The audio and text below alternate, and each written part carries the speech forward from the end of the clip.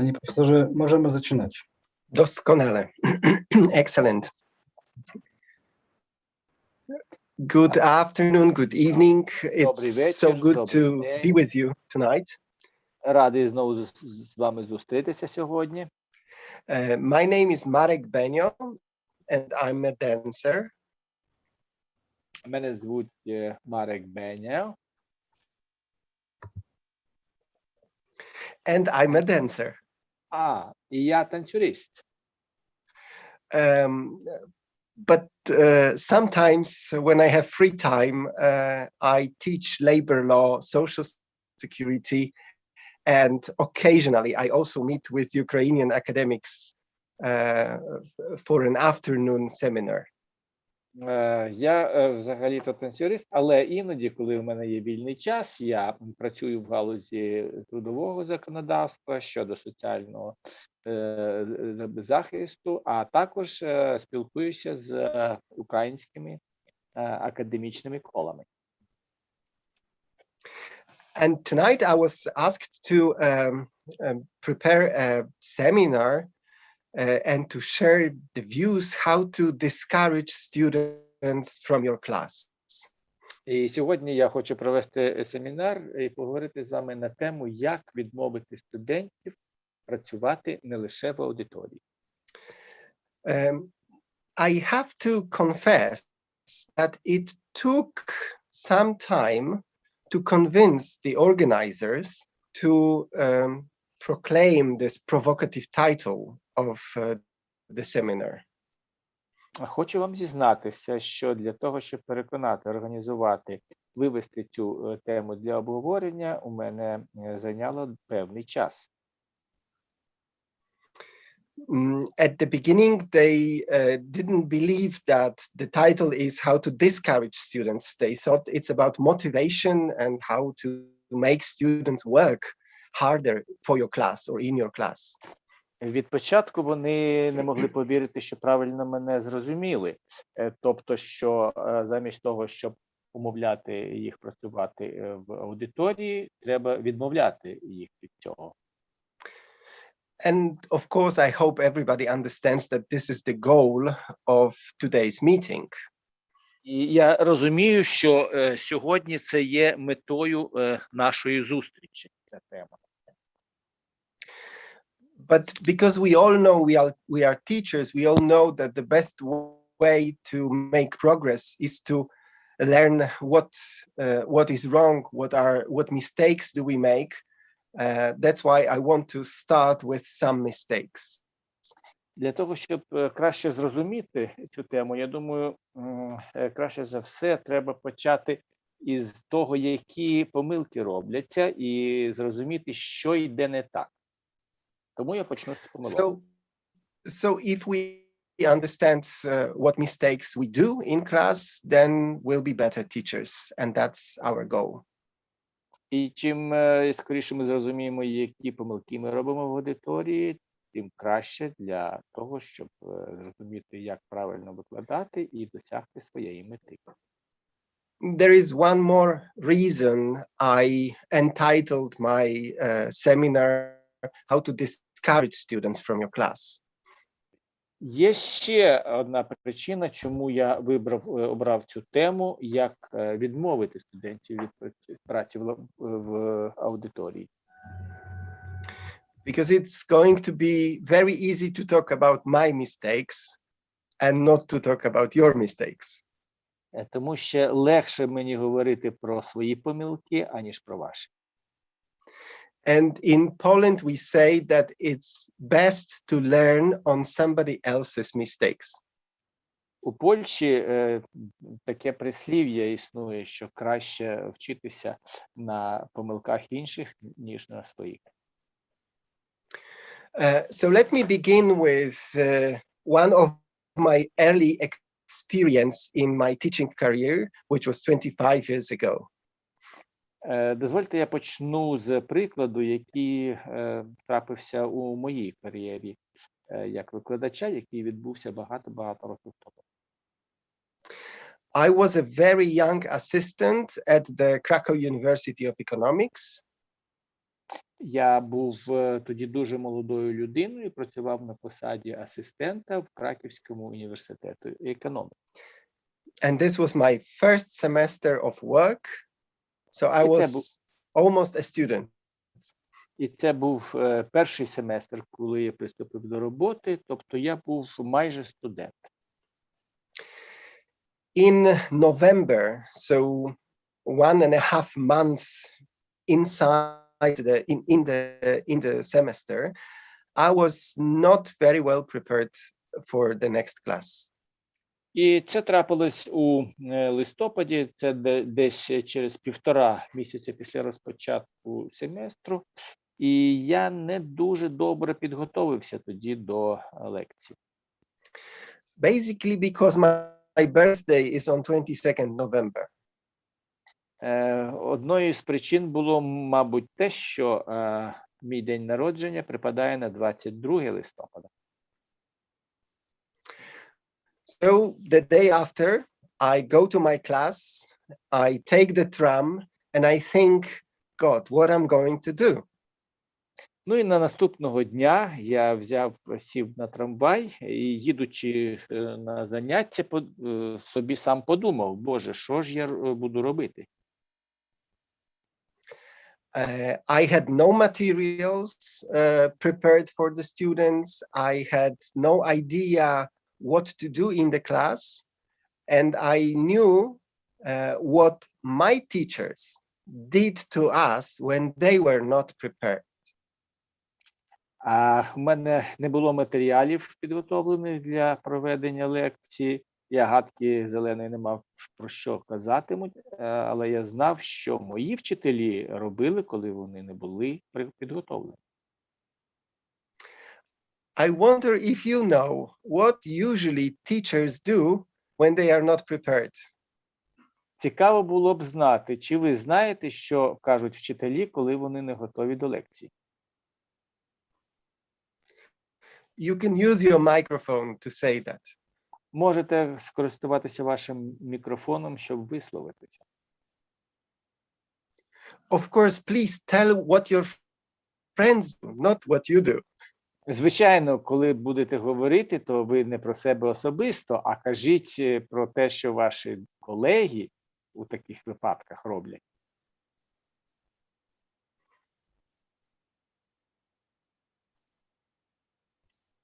Можна дати контрольну роботу.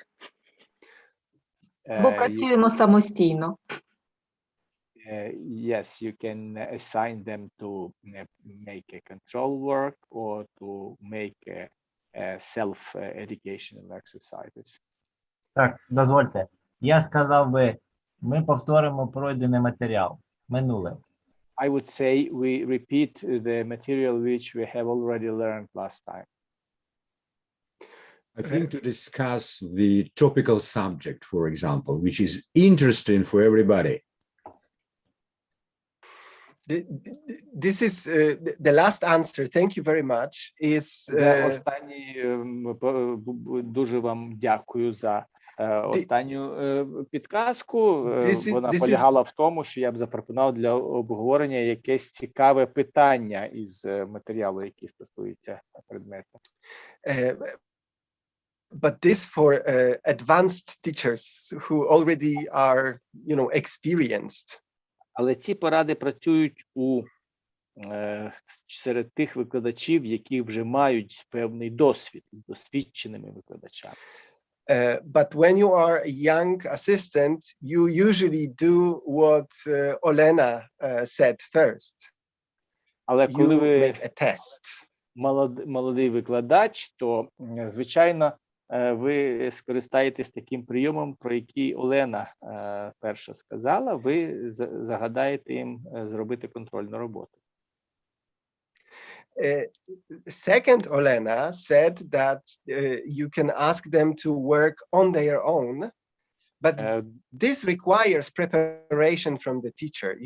You cannot just tell students, okay, burn your time. Ну, друга порада і від другої Олени, яка прозвучала, займіться самостійною роботою, вона потребує певної підготовки, тому що ви не можете сказати студентам, будь ласка, як-небудь протягніть свій час. And Vitaly said, let's repeat what we've already learned. And this is not a very bad idea. Ось Віталій If згадав, you давайте remember your last пройдений lesson. матеріал. І ви пам'ятаєте, це непогана думка. But only if you remember what was your last Але lecture це about. працює в тому випадку, якщо ви пам'ятаєте, про що минулу лекцію ви казали. I think most of the young, unexperienced students would make an unexpected test on what we've done in the subject. Ну, я гадаю так, що молоді, недосвідчені студенти, вони б загадали такий несподівану контрольну роботу з пройденого матеріалу. What I did, I didn't want to be remembered as one of these vicious guys who make unexpected tests, just to show that the students didn't learn anything. Ну, що я зробив? Я, перш за все, не хотів, щоб мене згадували як поганого хлопця, який загадав несподівану контрольну роботу, щоб показати студентам, що вони не готові і не знають.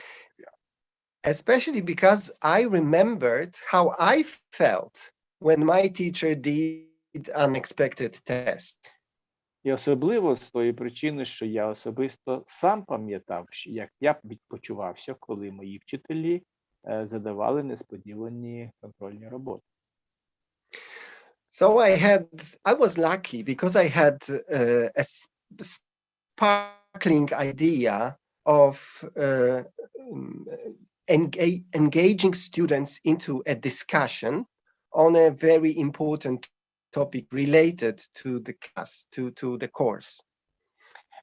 Я був щасливий тим, що мені на думку спала блискуча ідея запропонувати студентам обговорити таке живе питання важливе, яке стосувалося мого курсу.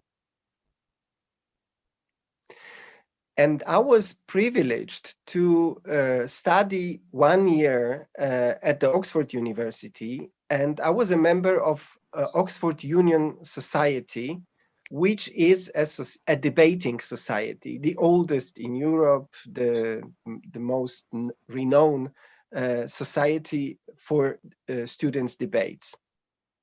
Ну і мені пощастило один рік працювати в Оксфордському університеті, і там я був членом університетського товариства з проведення дебатів. Це найстаріший в Європі заклад із такою практикою щодо проведення дебатів.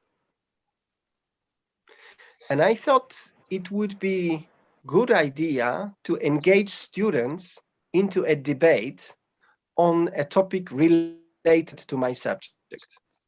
Ну і мені спало на думку, було б непогано залучити студентів до дебатів із предмету, по темі мого предмету. So my only hard work was to invent a topic which would be extreme enough to spark the discussion. І єдиним завданням у мене було це знайти таке питання, таку тему, яка б викликала бурхливу дискусію. I had 2 more tram stops and I invented the topic. У мене ще було в запасі 2 зупинки трамвайні, і я придумав тему. And the topic, the subject was social security. І темою я обрав соціальне страхування. And the topic for the debate was that pension system should be voluntary rather than mandatory. І контроверсійним питанням з цієї теми, яке я обрав, це була презумпція того, що пенсійна система має бути добровільною, а не обов'язковою.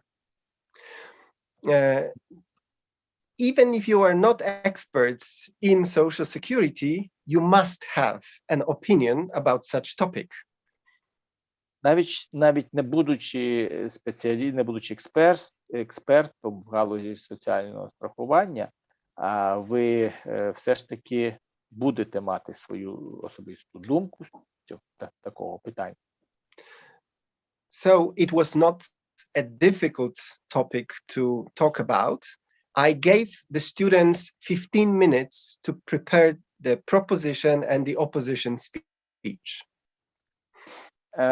Таким чином, розуміючи, що ця тема буде цікавою, я дав студентам 15 хвилин, щоб вони розбилися на дві групи, одна з яких захищала цю тезу, а друга опонувала їй.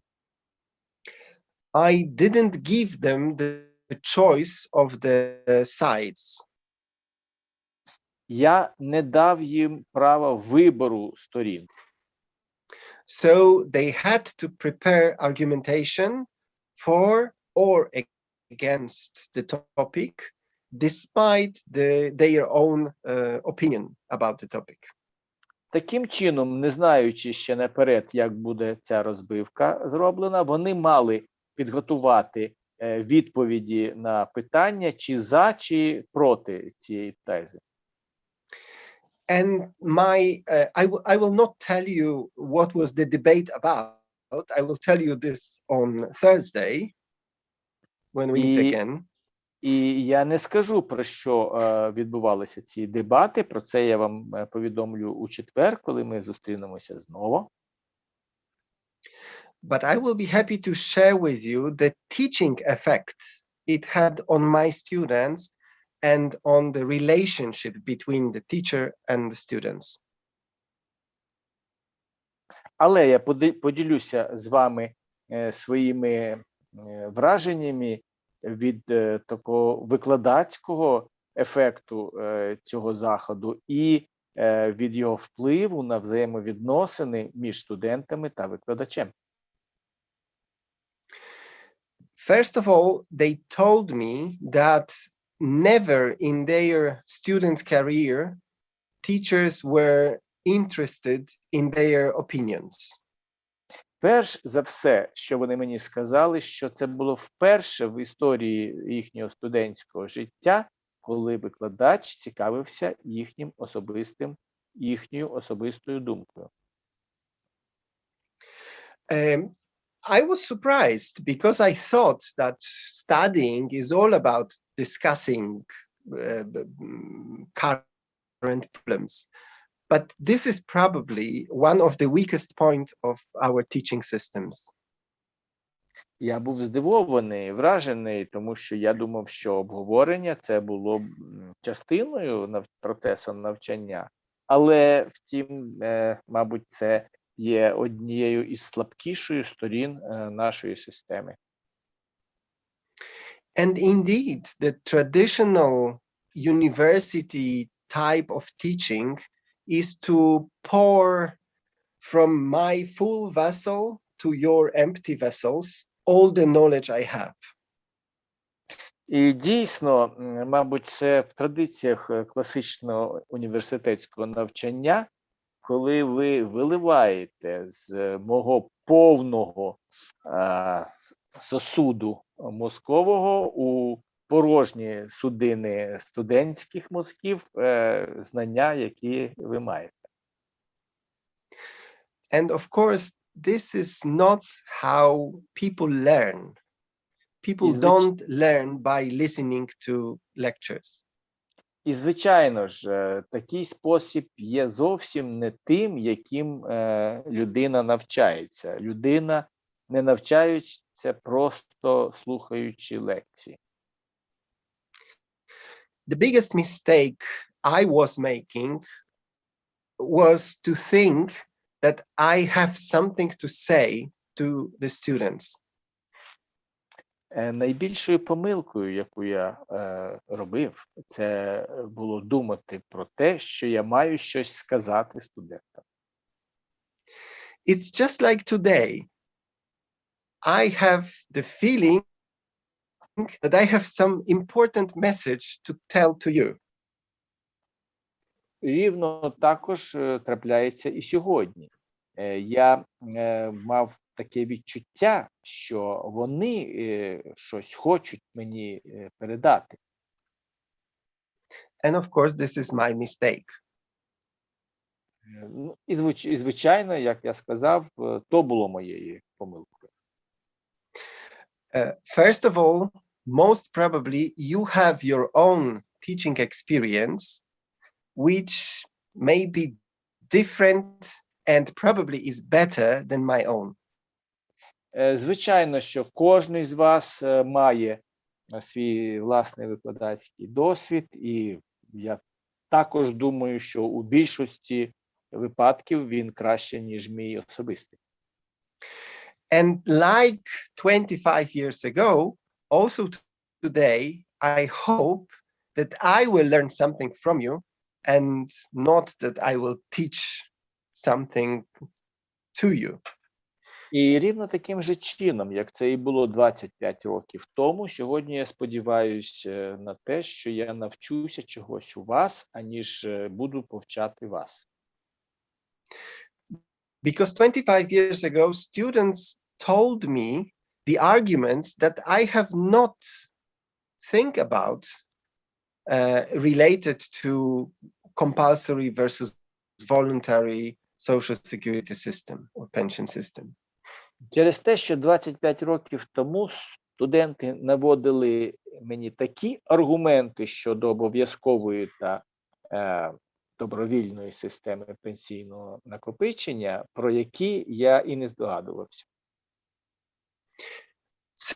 So the first secret to be a good teacher and also to have a very good lecture is to believe that students have something to offer in the process.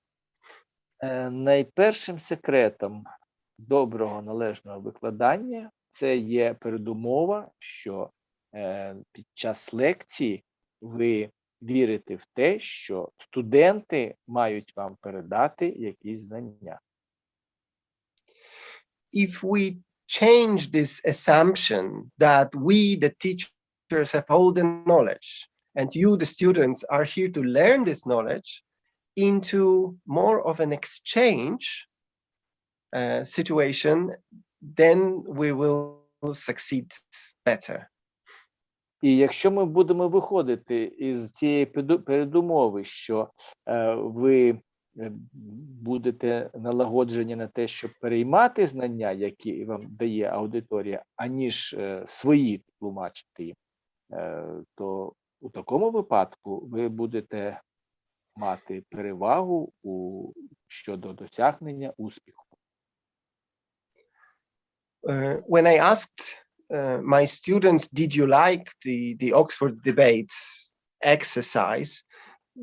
They told me that the nicest thing about it was that I showed interest in their views.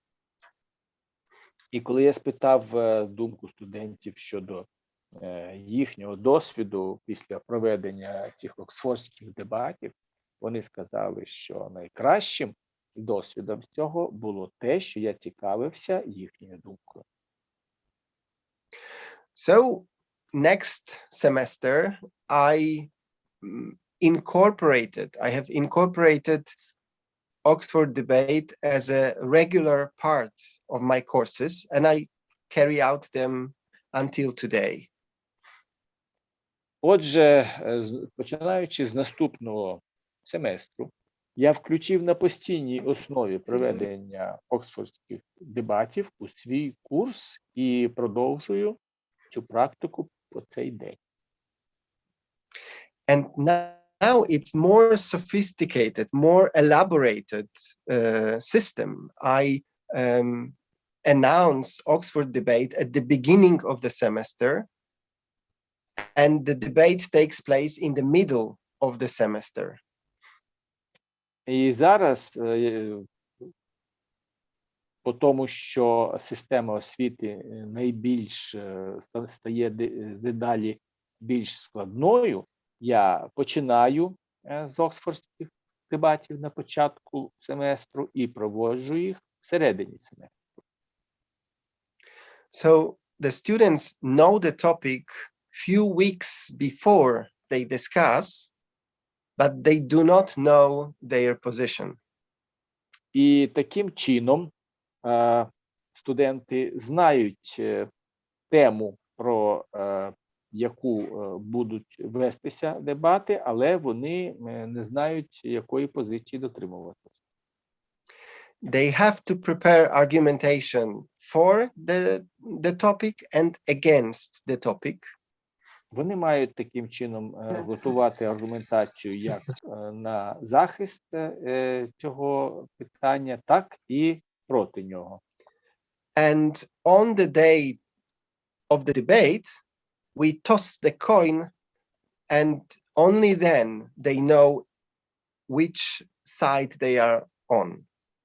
І тільки в день проведення дебатів ми кидаємо монетку, і тоді тільки дізнаємося, з якого боку виступатимуть ці конкретні студенти. This allows them to prepare for the argumentation and not to be inside their own views only.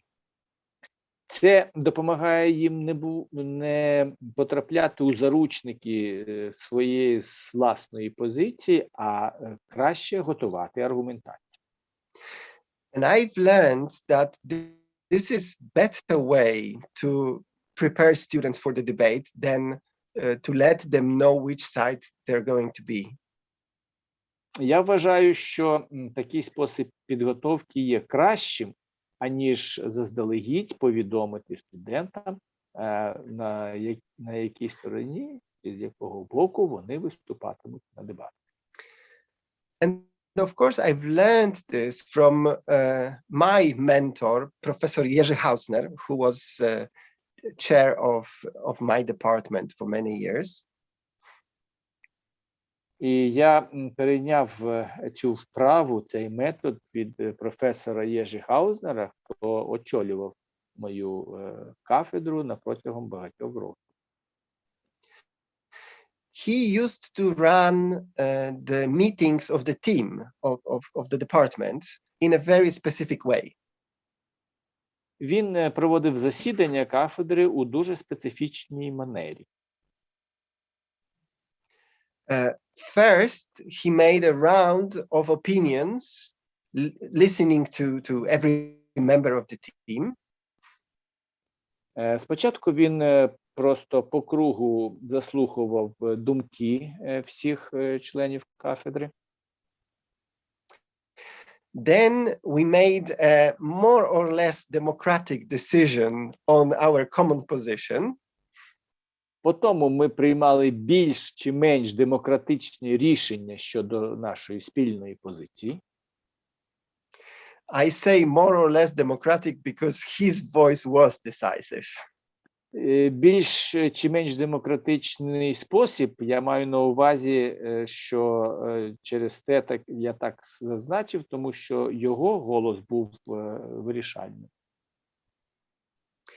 But when we went outside to the outside world to defend our position, he always appointed the person who was most against this position inside the team.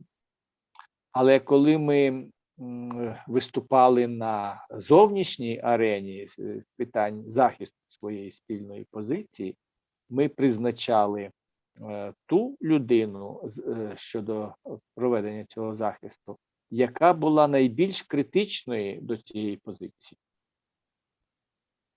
And he said, you will be our best negotiator because you know all the cons and not only all the pros for the subject. Він у цьому випадку казав, що ти будеш захищати нашу позицію, тому що ти знаєш всі слабкіші місця, тобто всі аргументи проти, а замість того, щоб тільки за. знати. And this let me invent a reward for those students who find themselves in not really their side or not their own side in the debate. І я вигадав таку винагороду для тих студентів, які виступали не з тої позиції, до якої вони були прихильні із власної точки зору. And this reward must be unexpected. So I have to ask you to keep it secret, please. І ця нагорода має бути несподіваною, тому я прошу вас дуже, будь ласка, тримайте її в секреті. By the end of the debate, I let them switch the sides. Наприкінці дебатів я дозволював їм помінятися місцями. So the students who were defending not their own opinion, now they have the chance to use all the new arguments that they were prepared to hear from the other side. Таким чином, студенти, які не дотримувалися своєї власної точки зору під час дебатів, вони мали можливість використати ті аргументи, які вони приготували до своєї опозиції. We will talk about Oxford debate this week, later this week, so I will leave this topic and I will show you two more examples from my experience, how to engage students better in the class. Ми залишимо на деякий час цю тему, ми її продовжимо обговорювати, маючи на увазі оксфордські дебати, ще декілька разів протягом тижня чи місяця. А наразі я хотів би навести ще два приклади із власного досвіду, як відмовити студентів від праці лише в аудиторії. And then I would kindly ask you to share your experience, hopefully on your mistakes that you made, but also on the good teaching ideas, how to motivate students in the class. І у свою чергу я б запросив вас ласкаво поділитися вашим досвідом щодо цієї теми, щодо помилок, можливо, яких ви робили під час відмовлення студентів відпрацювати лише в аудиторії, а може і якісь би передали свій і позитивний досвід. So let me tell you about the second idea, which came also from not really being prepared to the class. Which came from, I missed, the sound was poor. Could you repeat it, please? From not The second being idea- well prepared for the class. The second idea, which came from not from being unprepared to the class. I got it. The sound was bad. Дозвольте, я наведу вам зараз другий приклад про вихід із ситуації, коли ви не готові до проведення занять. After 2 or 3 years of working as an assistant, I was very tired of inventing new questions for the same subject, for the final exam or the midterm exam. I was tired with inventing new questions. Через 2-3 роки після того, як я почав працювати асистентом, я дуже втомився вигадувати нові запитання, які виносилися на проміжні екзамени або на кінцеві екзамени. So I asked my students to invent 2-3 questions per person that they would ask their friends, of course, questions related to the subjects. І тоді я загадав студентам підготувати 2-3 запитання з кожної особи, які вони б були раді задати своїм колегам, звичайно, з тої теми, з якої ми навчаємося. I wonder if you know what was the result of this exercise.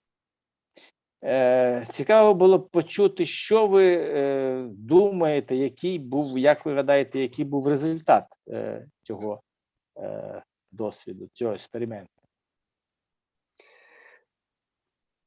Well, yes, you're right. The questions were absolutely difficult, impossible to solve, very, very hard. This was almost a Zimbardo experiment. Абсолютно правильно ви вгадали. Питання були надзвичайно складними, такими, на які було дуже важко знайти відповідь. Тобто це був такий психологічний експеримент. So I had to invent something different as a testing exercise. Тому я зрозумів, що треба вигадати якийсь інший спосіб, аніж загадувати їм задавати запитання. And finally, I have invented the so-called reversed examination. І в остаточному підсумку я вигадав такий метод, який я називаю зворотній екзамен. Before I tell you about this reversed examination, let me describe one more experience from my class. До того, як я вам розповім про цей зворотній екзамен, дозвольте, я поділюся з вами ще одним своїм досвідом із викладання в аудиторії. All of you are experts in your fields. Aren't you tired with teaching the same stuff every semester? Ви усі являєтесь експертами у своїй власній царині. Чи ви не втомилися від викладання кожного семестру одного і того ж предмету? Especially because you get more and more proficient in your area, and you have to, every semester, you have to go back to the basics and start teaching from the scratch, from the very basics.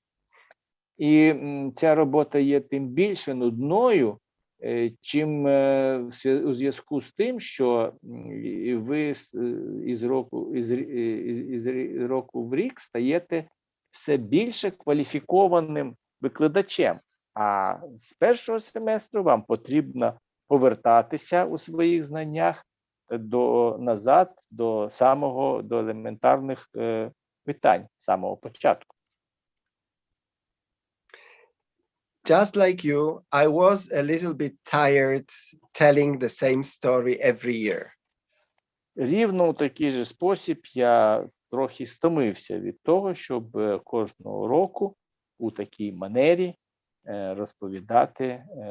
викладати свій предмет.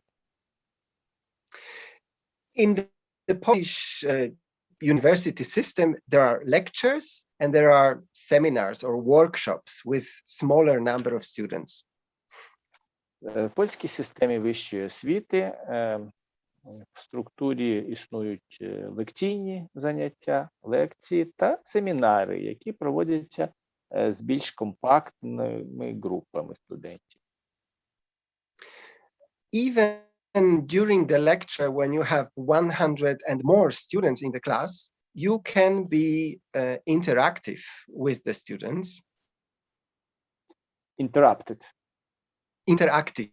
interactive. You can talk to the students. Окей, I got it. Навіть якщо в аудиторії більш ніж 100% явка студентів, у вас є можливість вести з ними інтерактивне заняття, взаємодіяти. But the number of the students and the form of teaching, the lecture, keeps you on the track, you have to go step by step. Але кількість студентів і різноманітна форма проведення заняття, воно змушує вас триматися у формі і тримати загальну лінію. But with seminars or workshops, when you have only 20 students, it's a little bit different. Але у випадку семінарів або колоквіумів ви маєте меншу кількість студентів, яка змушує вас вдаватися до іншої тактики. So one year, at the beginning of semester, I went to the first group of students, small group of students in the seminar. Тобто рік через початку занять я зустрівся з невеличкою групою студентів на семінарі. And I told them, I have two news for you. One is good, one is bad.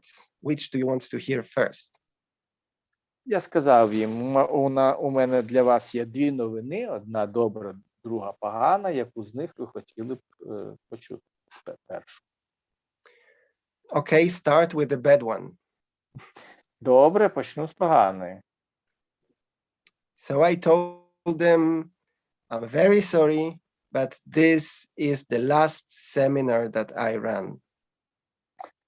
Я скажу, що я на превеликий жаль, це останній семінар, який я з вами проводжу. And indeed, they were a little bit sad about this. Почувши це, дійсно, вони трошки засумували.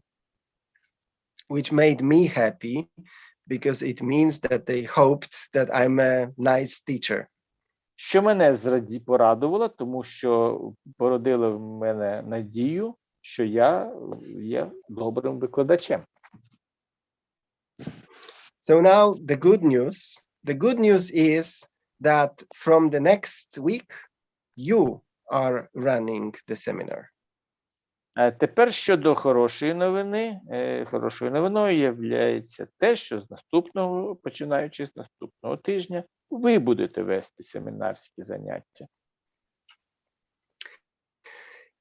And we spent the first hour in the first week just choosing the topics to present until the end of the semester by the groups of students. І ми провели 1 годину першого тижня занять з обговорення вибору, питання щодо вибору теми, яку ми будемо вивчати під час семінарських занять на протязі семестру. The first semester, it was a disaster. Перший раз, першого семестру, це був жах. They all prepared PowerPoint presentations, which were boring and boring. Всі вони підготували презентацію з використанням технології PowerPoint, тобто із слайдами, які були дуже нудними. And I had no idea how to change it until next semester. Я не мав гадки, як змінити цю ситуацію аж до наступного семестру. Well, I told them the same, but there are some conditions. First condition. Тоді я загадав їм те ж саме завдання, але за певних умов. Першою умовою було те. no use of PowerPoint. Не використовувати PowerPoint. The second principle, never use PowerPoint. Другим принципом було ніколи не використовувати PowerPoint.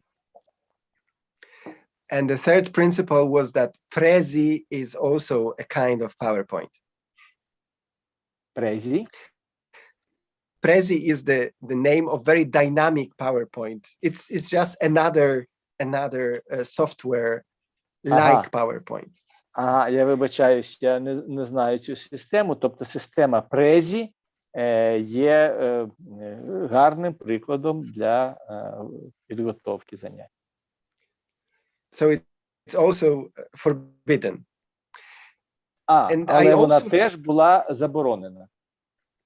And I also told students that they will be graded not so much upon the accuracy of their presentation, scientific accuracy of their presentation.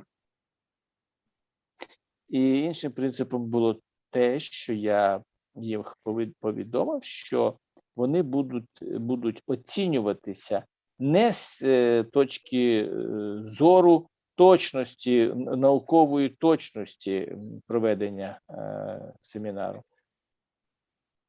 But I will grade them extra according to how the audience reacted, how their colleagues in the class were engaged in the subject that they were presenting.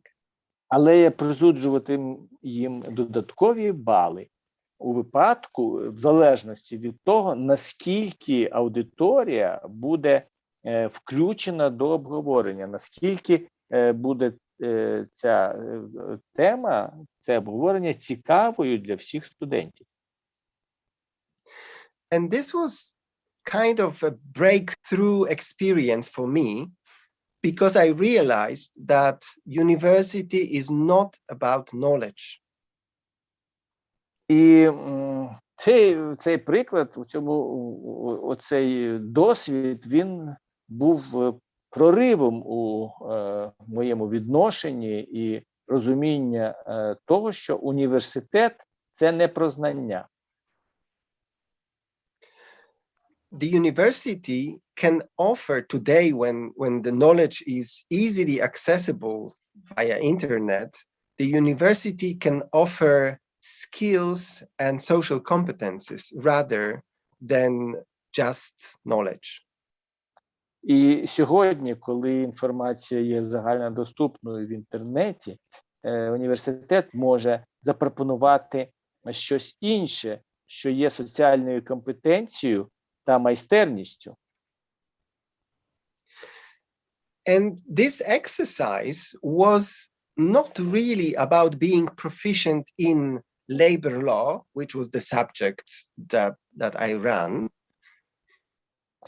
І от саме ця технологія, ці прийоми, вони не були спрямовані на те, щоб досягти якихось висот майстерності у трудовому праві. Це предмет, з якого я викладаю.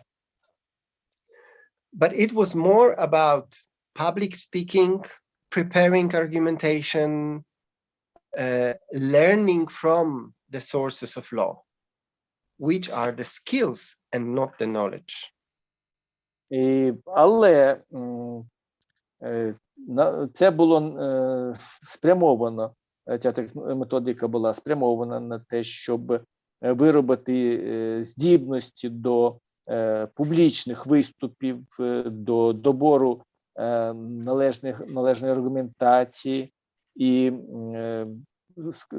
навчала користуватися джерелами трудового права, з якого вони в галузі, в якій вони мали працювати.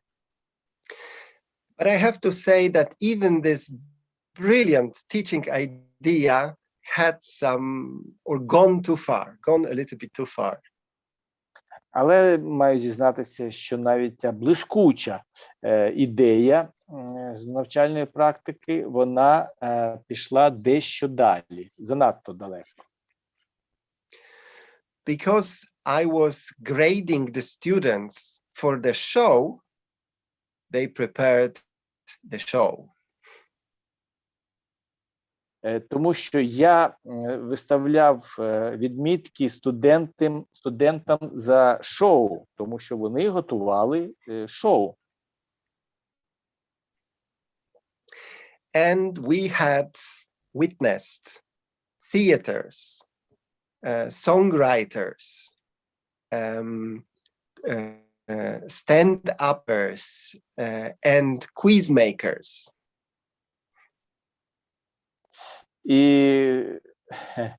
І ми бачили театральні вистави, бачили складальників пісень, стендап коміків та таких кросвордів, людей, які вигадують квізи. Like The Millionaires, the television show. Як в телевізійному шоу «Мільйонери». So imagine a seminar about working time, about the work time systems, a part of labor law, where students wrote a song about working time systems. І уявіть собі учбовий семінар про систему робочого часу, яка є частиною трудового права, коли студенти складали пісні з цього предмету. And they brought a guitar and played it out to І the вони other students. приносили з собою, вони приносили гітару і співали перед аудиторією із інших студентів. Well, is this still labor law, or is this liberal arts or music class? That was my question.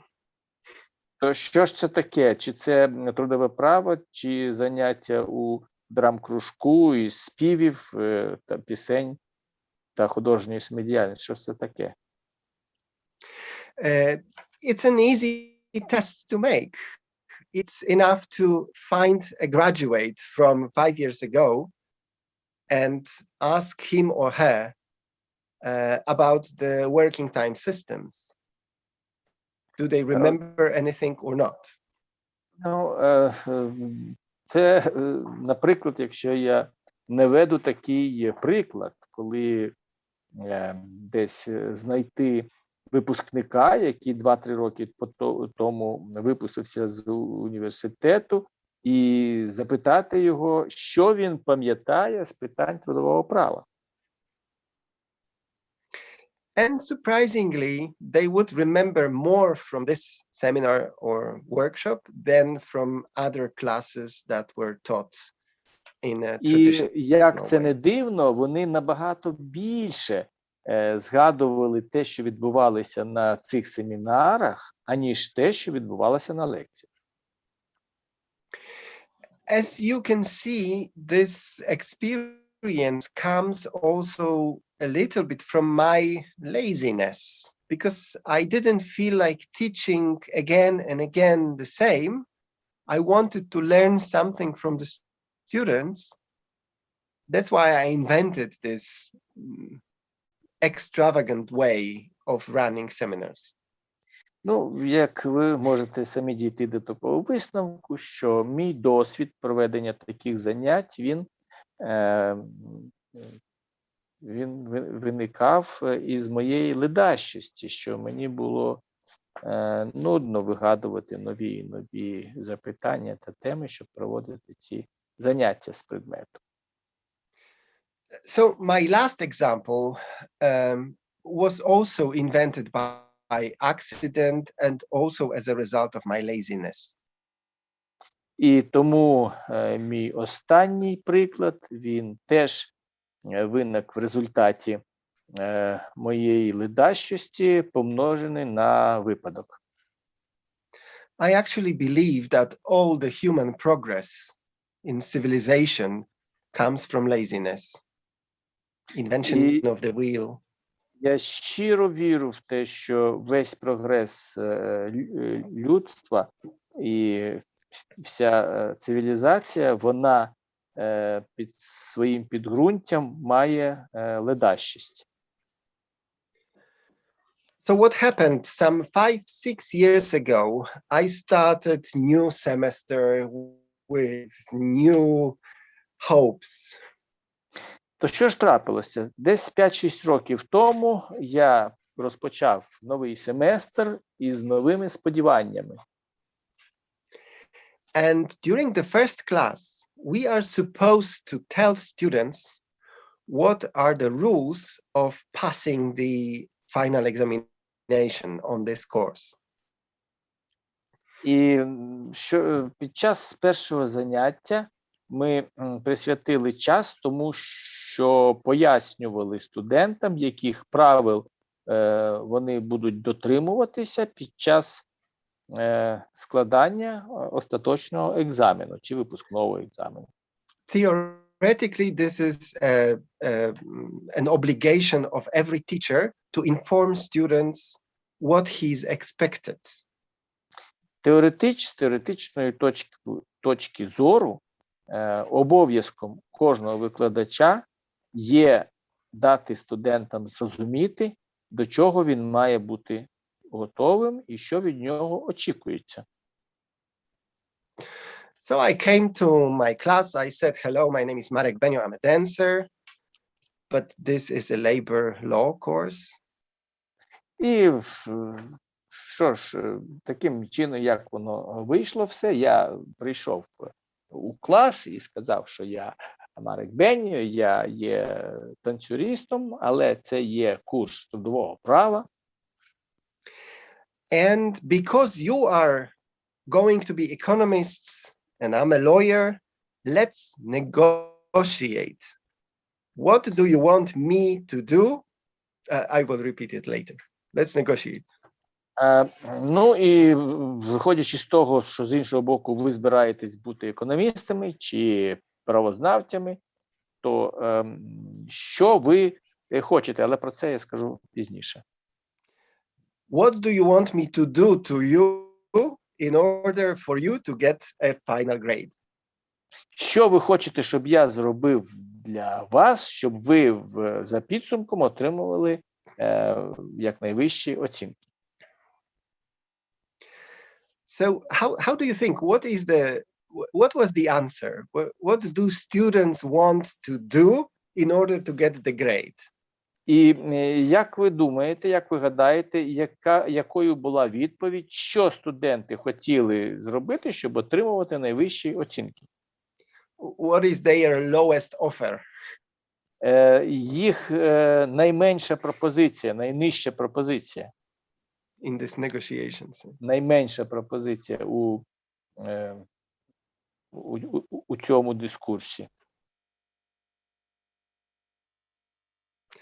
I can see the answer. They want to do nothing. No. Я бачу відповідь, вони нічого не хотіли робити. Ні, це не так. But you are very close. You are very close. Дуже близько до правильної відповіді, дуже близько.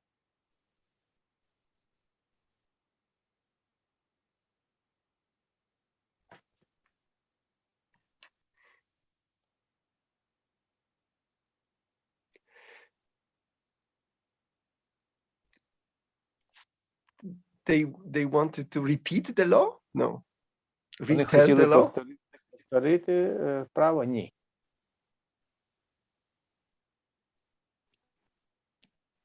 Досягнути найменшими зусиллями. With less efforts, to achieve with less efforts. Yes, but what is the lowest effort on the student але, side? Але зі студентської сторони, якою має бути найнижчим зусиллям? І що вони пропонували? I can see the answer. Yeah, I can see the answer, the correct answer. Я бачу Just to be present. відповідь. Просто бути присутніми. They always, every year I do this exercise. Завжди, кожного року. What do you want? Я повторюю. What do you want to get for the grade? they цю always вправу. say, can we just be present here? І що ви готові зробити, щоб отримати хорошу оцінку? Вони питали, чи ми могли б бути просто присутніми. And you don't have to believe me that, but 5 or 6 years ago, this was a spontaneous reaction from me. Ви не повірите, але 5-6 років тому це було моєю спонтанною реакцією. I said, okay, Я сказав, добре, let's just be here. давайте будемо просто присутніми. And my second question in the negotiations process was, do you need my presence as well? І моїм другим запитанням у цих перемовинах було, чи ви хочете моєї присутності також? Or is it enough that you come to the class? Чи достатньо того, щоб ви просто прийшли на заняття?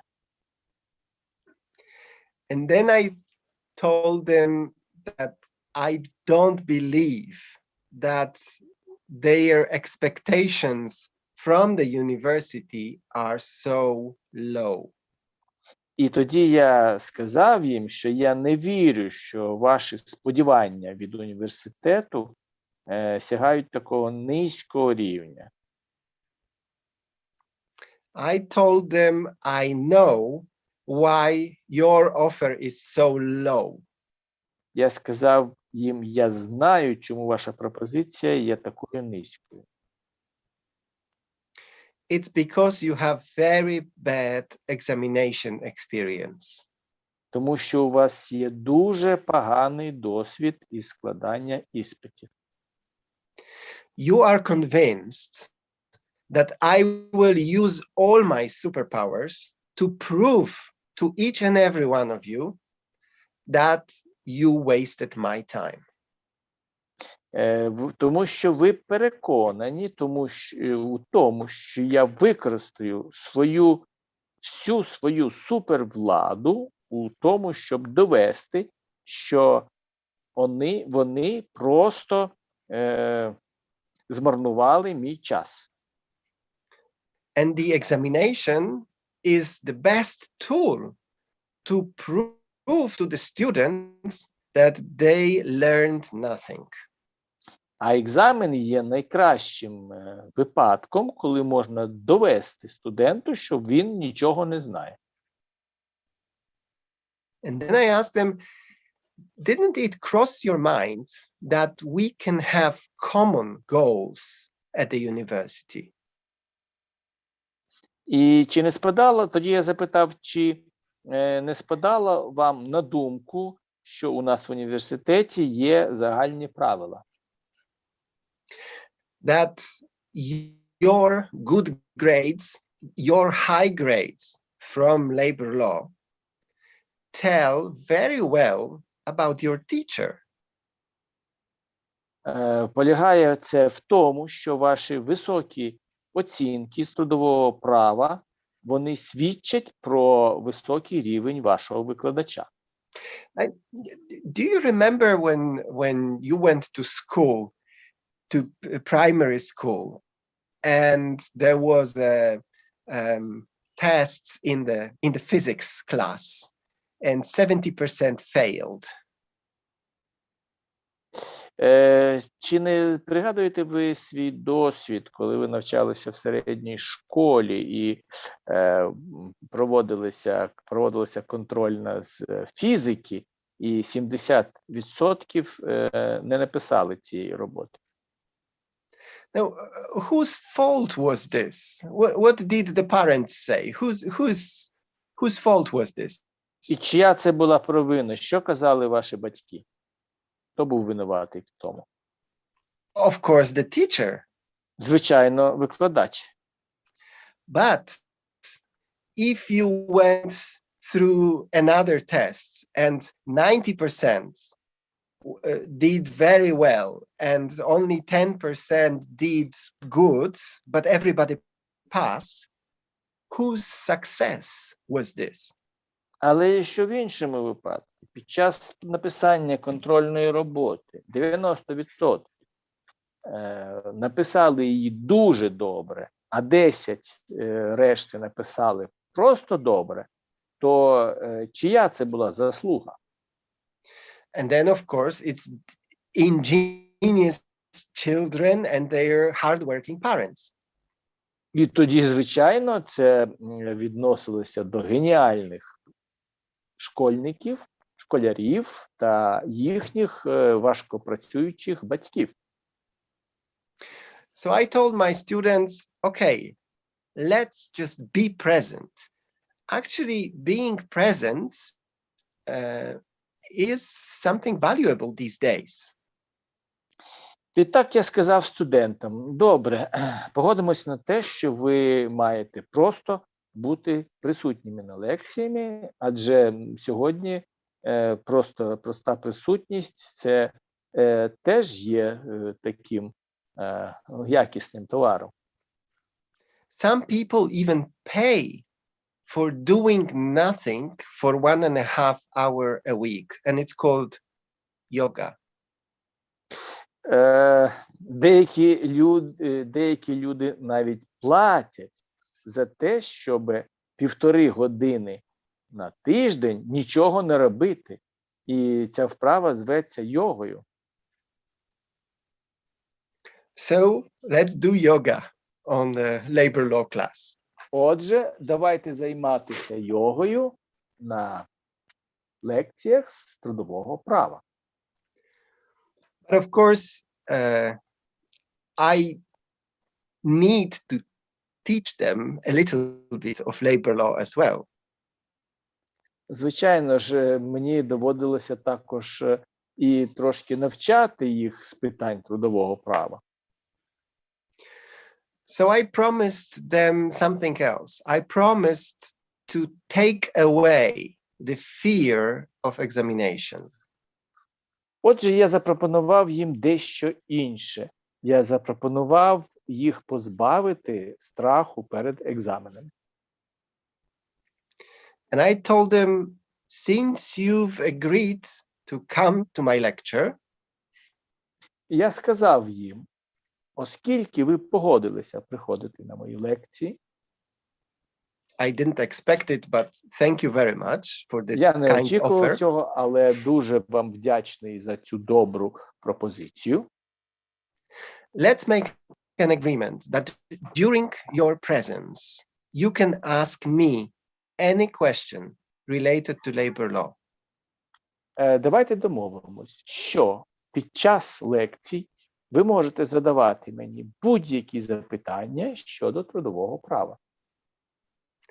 And if I know the answer from my head, you get the fair grade, the lowest pass. І якщо я з голосу відповім на це запитання, то ви отримаєте найнижчу оцінку.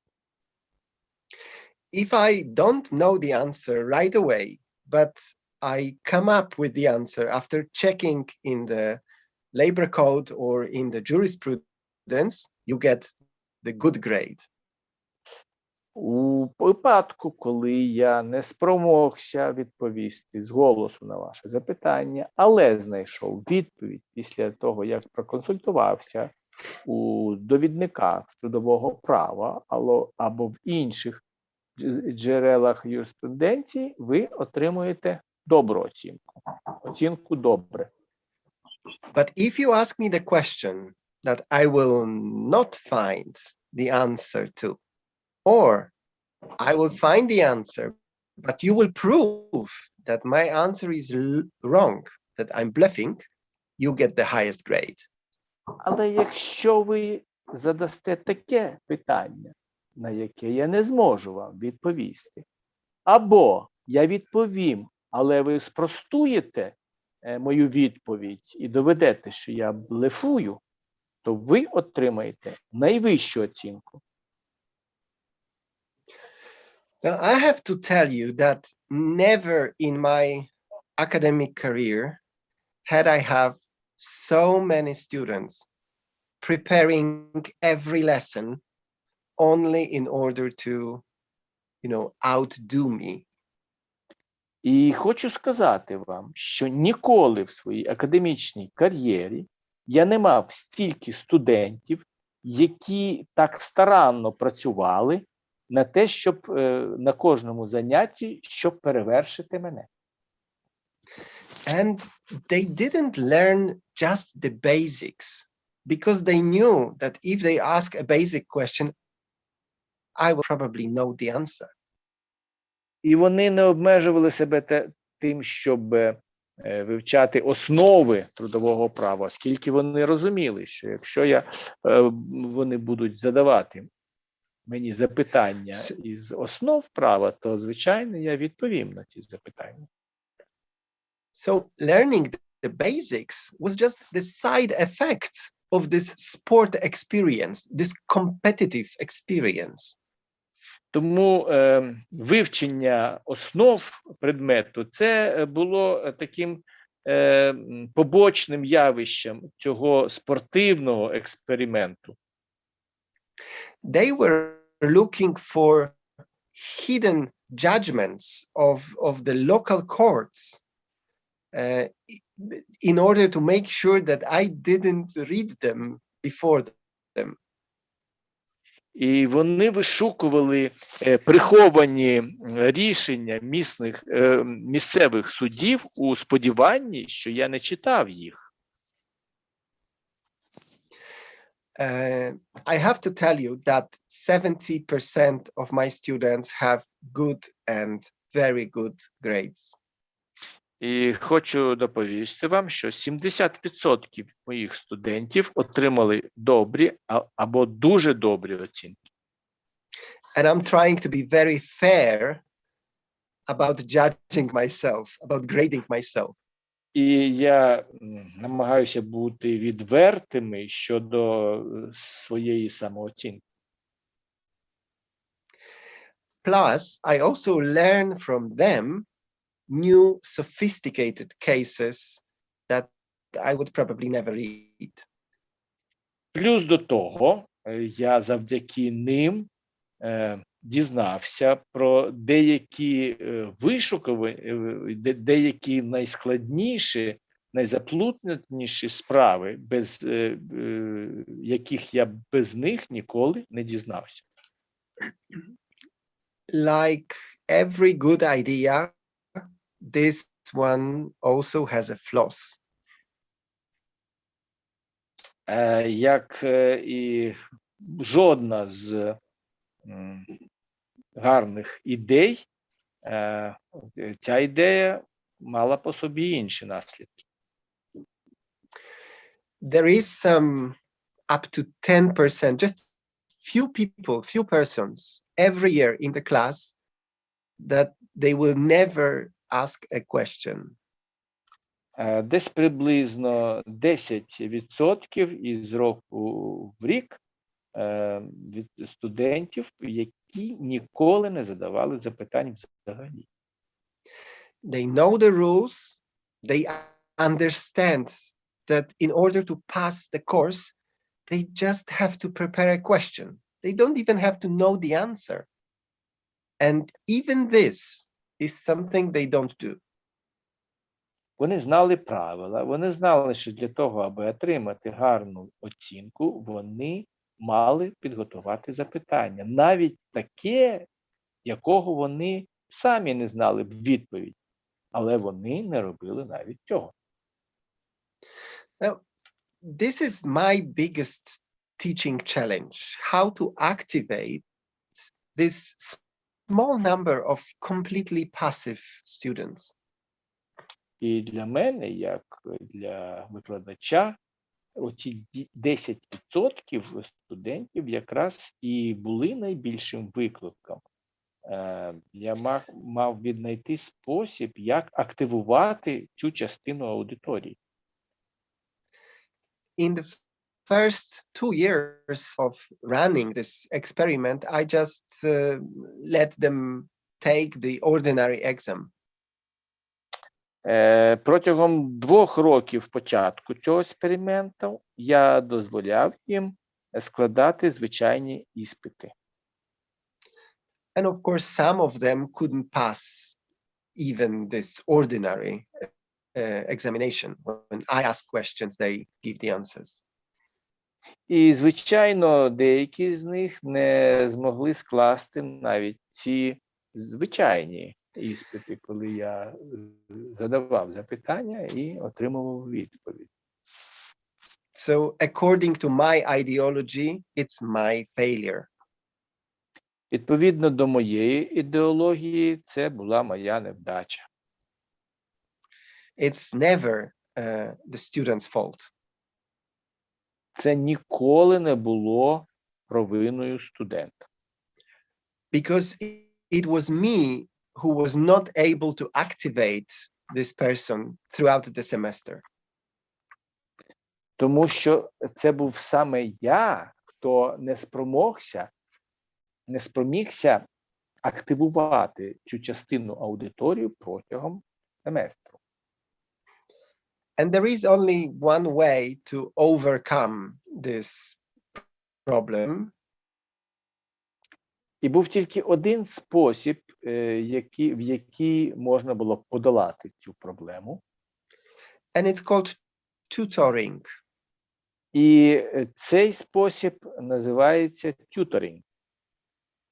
It's a one-to-one method of teaching when you design entire course to a single person.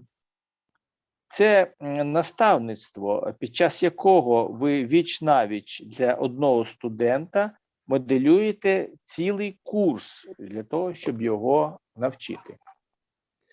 The problem is the university doesn't pay for this. Проблема в тому, що університет не оплачує цю роботу. We do have tutoring system at the Krakow University of Economics, and it's well developed. У нас є система цього репетиторства, яка дуже добре розвинута.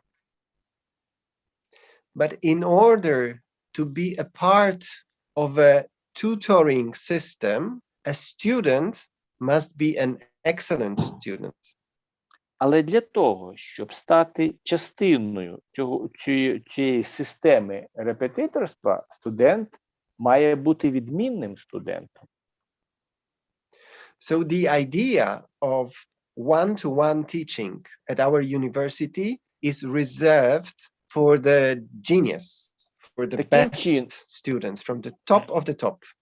Таким чином, ця технологія, ця ідея репетиторства, вона розрахована на найкращих із кращих, на найкращих студентів, кращих з кращих.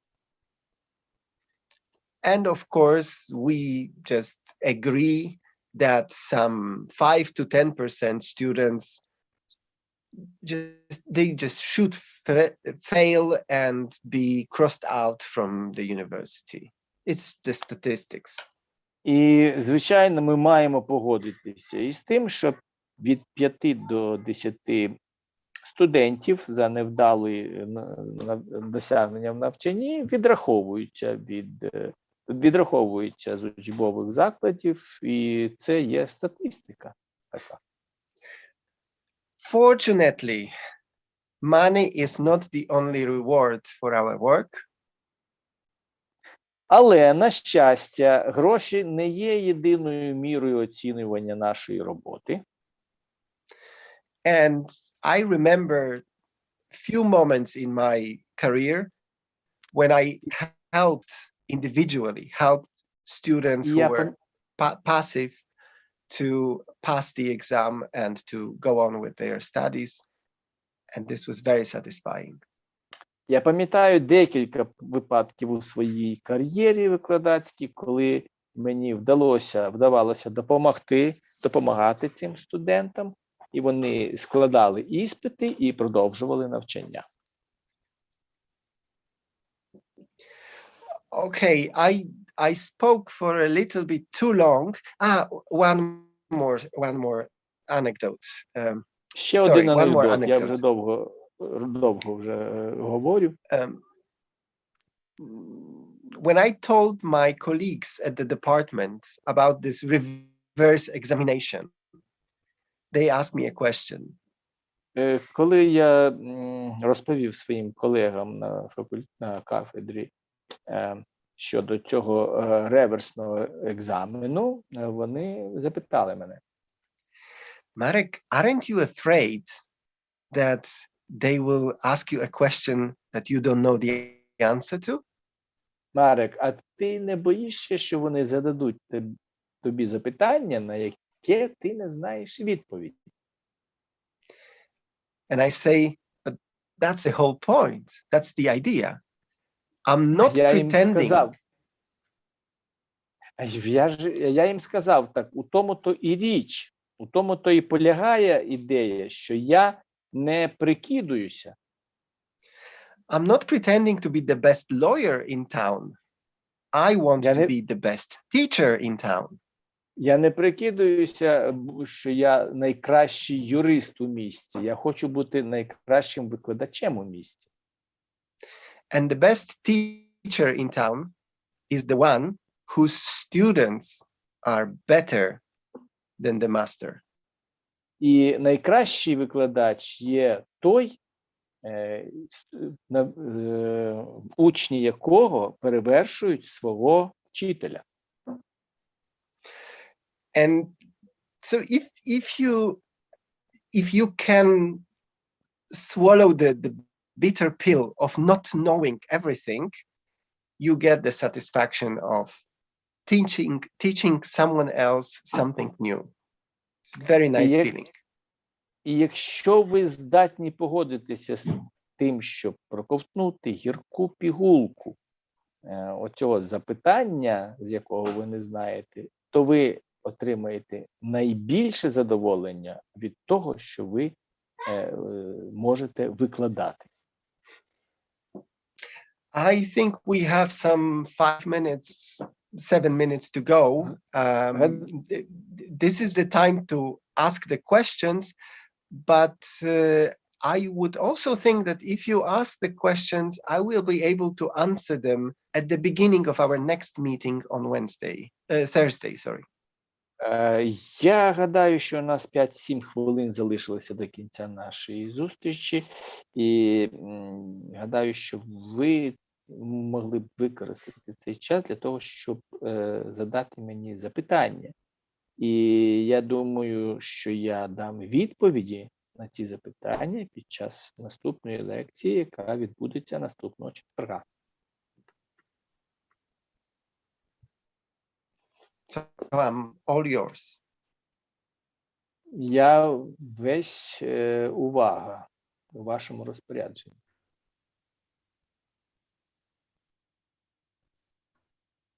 Дозвольте. Марек, я не стільки хочу запитати, скільки хочу сказати. Те, що ви називали,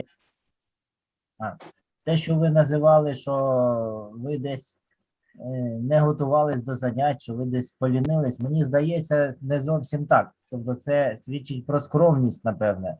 Я вважаю, що якраз ви, як викладач, зрозуміли одну річ. Те, що ми робимо, ми повинні робити із задоволенням.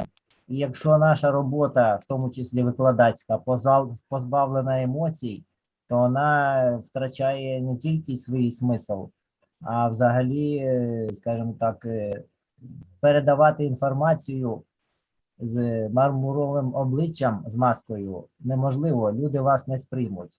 І навпаки, якщо ви даєте емоції в будь-якому спілкуванні, то, як правило, таке спілкування має успіх. Тому я навпаки хочу сказати, що якраз ви розкрили той аспект, що ми як викладачі дуже часто забуваємо, що ми маємо формувати і емоції, і спілкуватися як люди, а не тільки передавати якусь інформацію. Дякую. Well, I would rather make some comments rather than put a question to you.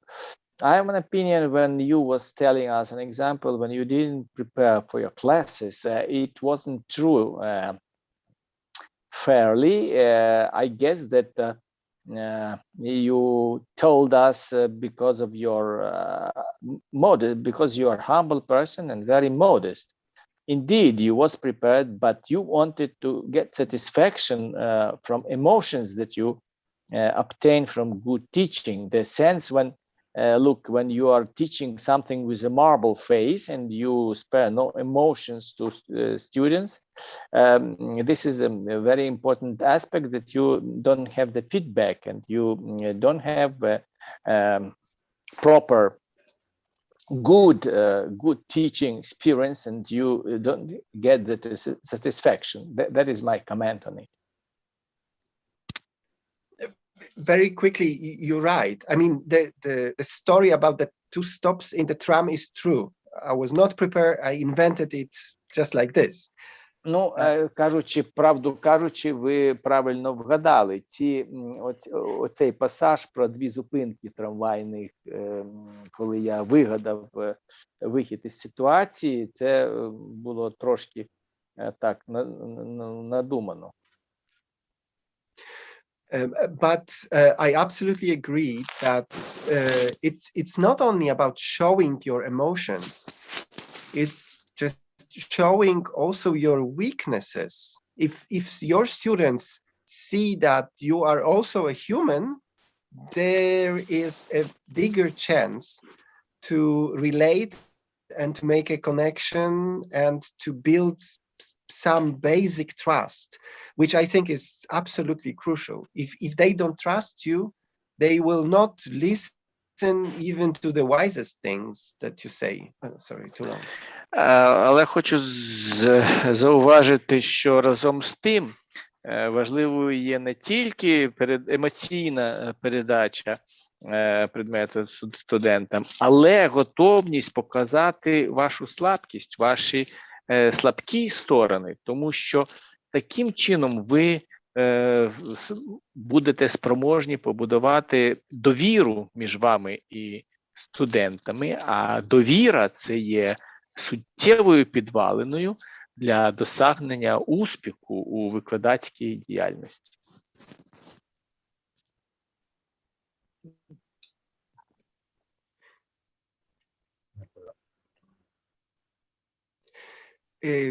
I can see in the chat the question about science and engineering courses.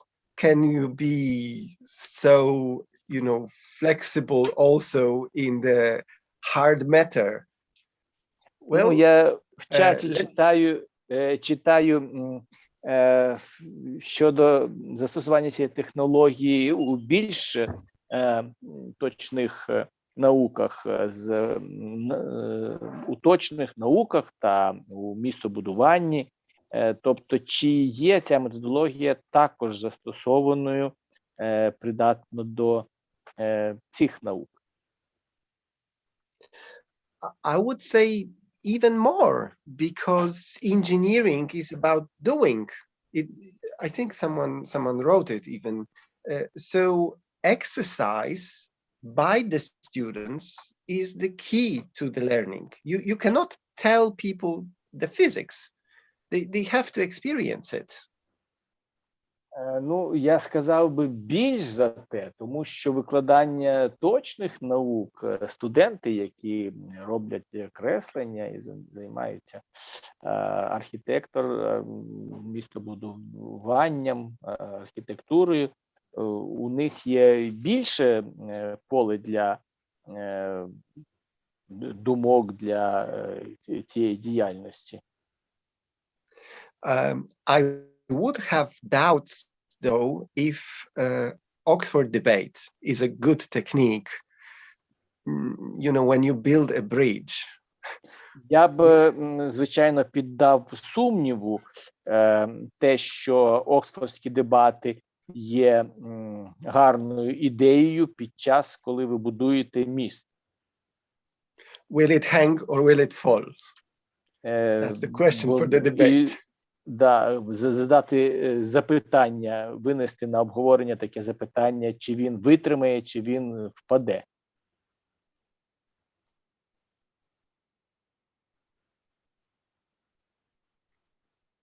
Чи не вважаєте ви, що ваша методика можлива тільки для викладачів, які мають певну харизму, певний склад розуму,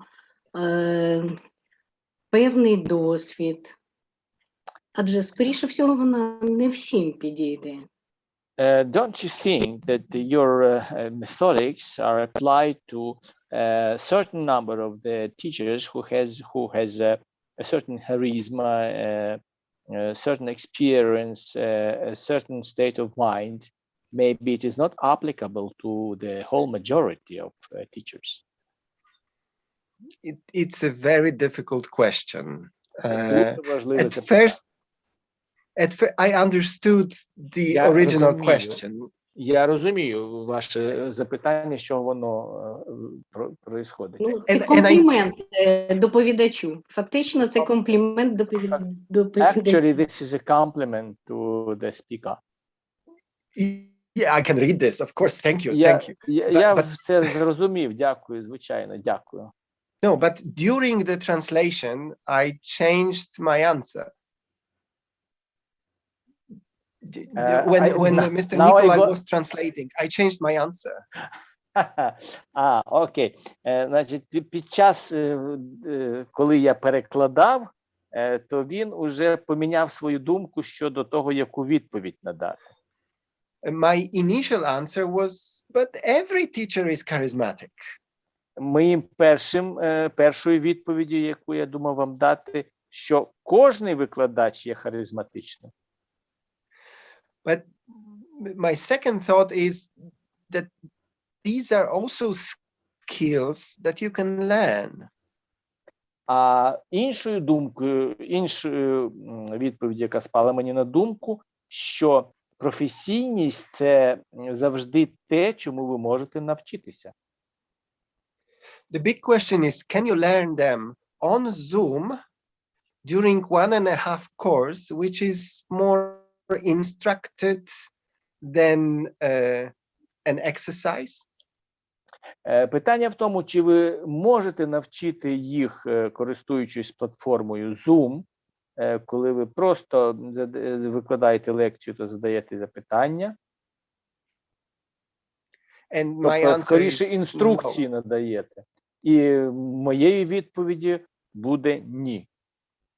No, today's experience was actually a traditional type class when I told the story and you were listening. This is not a learning experience. I'm sorry. І сьогоднішній приклад – це є класичним прикладом того, як я читав лекцію, а ви слухали.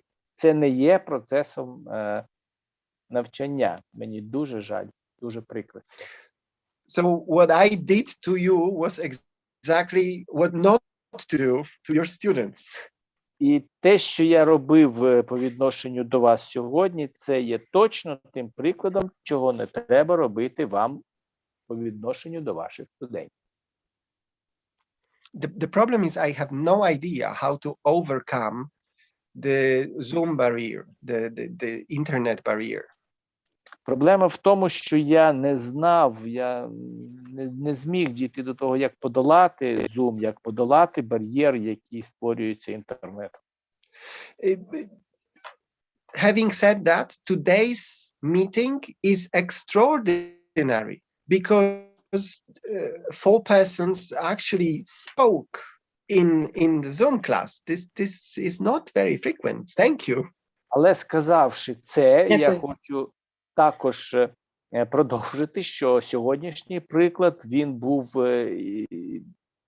видатним, він був із ряду вон, як то кажуть, тому що 4 із слухачів спромоглися задати запитання. Дякую. So the real proof of effectiveness of my experiments is, do they work on Zoom as well?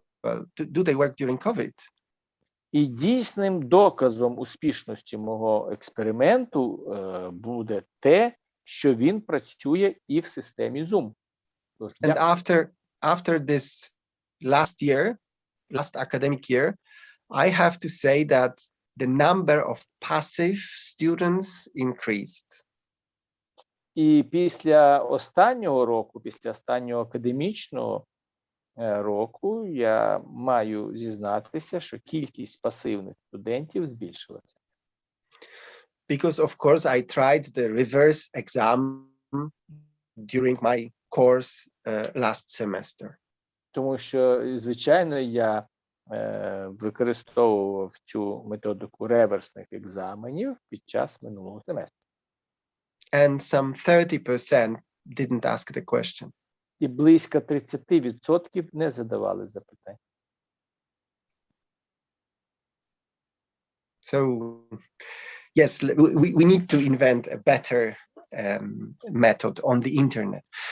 Smaller number of students helps, and if you force your listeners, your students, to switch on the cameras, it's totally different experience compared to when everybody is blank, just the names. І одним з таких методів є, якщо ви переконаєте вашу аудиторію увімкнути камеру, то ви будете мати зовсім інший результат, аніж той, який ви отримуєте, викладаючи лекцію перед чорними екранами, де написане лише прізвище. So the side effect is I know the names of my students for the first time in my life. I know all their names, but I have no idea how they look like. Тому це перший з випадків, коли я знаю всі імена моїх студентів, але я гадки не маю, як вони виглядають. Тому нам треба винайти якийсь новий інструмент для викладання по інтернету. Okay, I think we passed the time. Так, Sorry я for думаю, that. що ми вже перетнули часові рамки. І я дуже з цього приводу вибачаюсь. And I will start from the questions from the chat that I have not answered on Thursday. І я розпочну нашу наступну зустріч із відповідей на ті запитання, які ви задали у сьогоднішньому часі. So thank you very much for being with me today. Дякую, що ви сьогодні були присутніми. I hope to see you on Thursday. І сподіваюся зустріти вас у четвер. Спасибо большое. Thank you so much. Thank you. Дякуємо. До widzenia. Thanks a lot.